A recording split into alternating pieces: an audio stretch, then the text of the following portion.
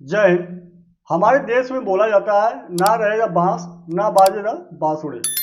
अगर ये चीजें अप्लाई भी हो जाएं तो जाहिर सी बात है, अगर बांस नहीं रहेगा तो बांसुरी बाजेगा भी नहीं और आवाज भी नहीं आएगा। तो ये चीजें अप्लाई करने लिए हमारे देश में जो गवर्नमेंट है, जो प्रशासन है, इनके द्वारा एक मजबूत कदम उठाने की आवश्यकता है। आपको पता है, करप्शन जब तक होता रहेगा तब तक देश में, चाहे अलगवाद हो, चाहे पत्थर चलाना हो, चाहे जो है हिंदू मुस्लिम करना हो, ऐसे बहुत सारे आपको मिल जाएंगे मैटर जहाँ पे ये सारे मैटर उठ कर आते हैं। और उनके पीछे का बस मात्र एक रीजन है, वो है करप्शन।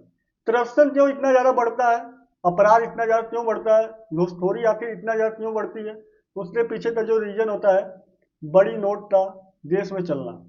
बड़ी नोट का देश में चलना, आपको पता है कि जब प्रधानमंत्री जी मोदी जी प्रधानमंत्री बने थे, उन्होंने बनने के बाद सबसे पहले जो काम किया था वो नोट बंद करने का काम किया था। उन्होंने नोट बंद किया और उन्हें लगा था कि नोट बंद करने से करप्शन जो है खत्म हो जाएगा। लेकिन वहां पे उन्होंने एक गलती दोबारा दोहरा दिया था।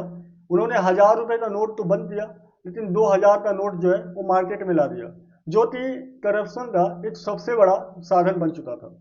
लास्ट में जब उन्हें लगा कि हाँ, ये चीज़ें अब जाहिर सी बात है, 2,000 की नोट के रहते हुए करप्शन बहुत ज़्यादा बढ़ते हुए जा रहा है, अपराध बहुत ज़्यादा बढ़ते हुए जा रहा है, तो उन्होंने धीरे धीरे जो है मार्केट से 2,000 रुपये का नोट जो था उसे गायब कर दिया। अब जो है हमारे मार्केट में 2,000 रुपये का नोट तो नहीं है, लेकिन अब हमारे देश में जो सबसे बड़ी नोट है वो 500 की है, उसके बाद जो है 200 की रुपये की नोट है। अगर सीबीआई, ईडी कहीं भी छापा मारती है, चाहे वो जज हो, चाहे कलेक्टर हो, चाहे कोई राजनेता हो, मुख्यमंत्री हो, विधायक हो, सांसद हो, उनके घर पर जो नोट मिलती है वो कभी आपको 50 रुपये या 100 रुपये की नोट नहीं मिलती है। वहाँ पर जितनी भी नोटें मिलती हैं वो 500 का नोट ही मिलेगा। और जब तक 2,000 की नोटें चल रही थी तब तक 2,000 रुपये का नोट मिलते हुए नजर आ रहा था। अब क्या इन चीज़ों को बंद करने लिए हमें क्या ऐसा पहलू उठाना चाहिए, हमारी गवर्नमेंट को क्या ऐसा पहलू उठाना चाहिए, क्या ऐसा कदम उठाना चाहिए जहाँ पे इन अपराध को हम बंद कर सकें। तो ज़्यादातर अगर अभी एक न्यूज भी आया था, और उस न्यूज में चंद्रबाबू नायडू ने बोला था कि मैंने मैं चाह रहा हूँ कि 500 की नोट भी धीरे धीरे जो है मार्केट से कम हो जाए। अब उनका इससे बोलने के पीछे का जो रीजन था, रीजन यही था कि वो अपराध को खत्म करना चाहते हैं।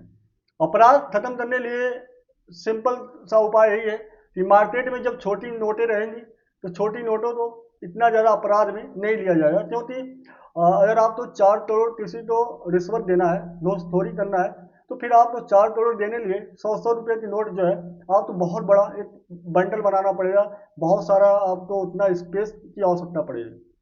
क्योंकि अगर आप 500 की नोट रखते हैं और 100 रुपये का, तो आपको मतलब 5 गुना बड़ा स्पेस की आवश्यकता पड़ेगी, मतलब आपके लिए बहुत बड़ा रिस्क बढ़ सकता है। इसलिए जो है लोग छोटे नोटों में जो है अपराध नहीं करना चाहते हैं। आज आतंकवाद हमारे देश का 10% समस्या है, लेकिन ये देश में जो करप्शन है, जो घूसखोरी है, ये हमारे देश में 80% समस्या है।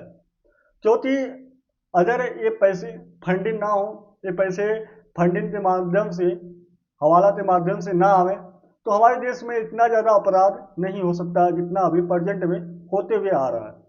तो क्या हमें या हमारे गवर्नमेंट को एक ऐसा फिर से कदम उठाना चाहिए जहाँ पे उन्हें जो बड़ी नोट है हमारे देश में, उन नोटों को बंद कर दें। दूसरी चीज़, 100 रुपये तक की नोट हमारे देश में चालू रहें, और 5,000 रुपये तक का कैशलेस व्यवस्था चालू रहे। मतलब अगर आप 5,000 रुपये तक का सामान लेते हैं तो आप 5,000 तक का कैश दे सकते हैं, नहीं तो फिर आप तो ऑनलाइन के माध्यम से पेमेंट पेड कर सकते हैं, एटीएम के माध्यम से आप पेमेंट जो है पेड कर सकते हैं।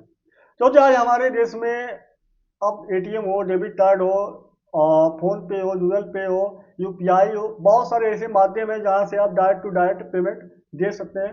आपको कैश पेमेंट की आवश्यकता नहीं पड़ने वाली है।